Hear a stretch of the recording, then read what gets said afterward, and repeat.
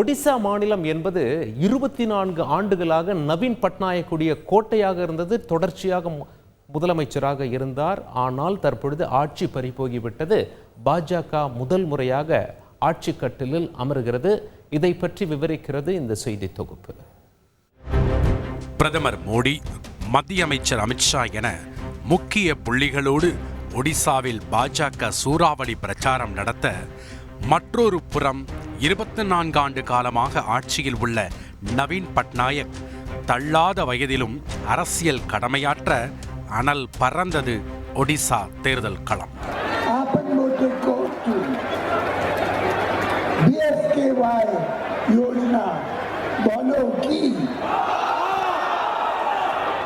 கடந்த 1998 முதல் போட்டியிட்ட தேர்தல்கள் அனைத்திலும் வெற்றியை மட்டுமே சுவைத்து வந்த நவீன் பட்நாயக் மத்தியில் ஆளும் பாஜகவுடனும் சுமூகமான உறவையே தொடர்ந்து வந்தார்.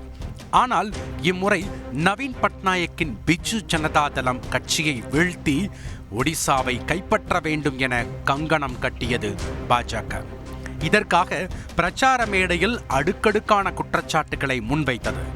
முதலில் ஆளும் கட்சி மீது ஊழல் குற்றச்சாட்டை முன்வைத்ததோடு படிப்படியாக அரசியல் ஆட்டத்தை தொடங்கியது பாஜக. இந்நிலையில் அரசியலில் நவீன் பட்நாயக்கின் வலதுகரமாக கருதப்படும் வி.கே. பாண்டியனை குறிவைத்த பாஜக ஒடிசாவை தமிழ்நாட்டைச் சேர்ந்தவர் ஆளவிடக்கூடாது என்பதையே தனது தாரக மந்திரமாக மாற்றியது.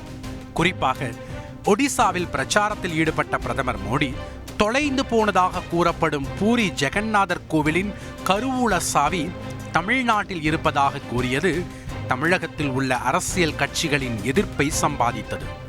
மேலும் ஒடிசா தேர்தல் பிரச்சாரத்திற்காக பாஜக வெளியிட்ட விளம்பரம் தமிழர்களை இழிவுபடுத்தும் விதத்தில் இருந்ததாக குற்றம் சாட்டப்பட்டது.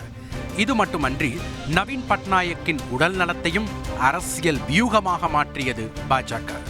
நவீன் பட்நாயக் உடல்நலம் மோசமானதாகவும் அதில் சதி நடப்பதாகவும் பாண்டியனை நோக்கி பாஜக கை காட்ட அதனை அடியோடு மறுத்தார் நவீன் பட்நாயக். அடுத்தடுத்த அரசியல் நகர்வுகளால் ஒடிசாவில் ஆட்சி மாற்றம் நிகழுமா அல்லது நவீன் பட்நாயக் ஆட்சியை தக்க வைப்பாரா என பெரும் எதிர்பார்ப்பு இருந்த நிலையில் தேர்தல் முடிவுகளில் நவீன் பட்நாயக்கிற்கு பேரதிர்ச்சியே மிஞ்சியது. காரணம், ஒடிசாவில் உள்ள 147 இடங்களில் 78 இடங்களில் வென்று நவீன் பட்நாயக்கின் 24 ஆண்டு கால சாம்ராஜ்யத்தை தகர்த்தது பாஜக. கடந்த 2019 சட்டப்பேரவை தேர்தலில் மொத்தமுள்ள 112 இடங்களை கைப்பற்றி பெரும்பான்மை பலத்துடன் ஆட்சி அமைத்த பிஜு ஜனதா தளம் இம்முறை 51 இடங்களை மட்டுமே பெற்று படுதோல்வி அடைந்தது. இது பிஜு ஜனதா தளம் கட்சிக்கு பெரும் பின்னடைவாக இருக்கும் நிலையில் போட்டியிட்ட 2 தொகுதிகளில் ஹிஞ்சிலியில் வென்ற நவீன் பட்நாயக் கந்தபாஞ்சியில் வெற்றி வாய்ப்பை பாஜகவிடம் இழந்தார்.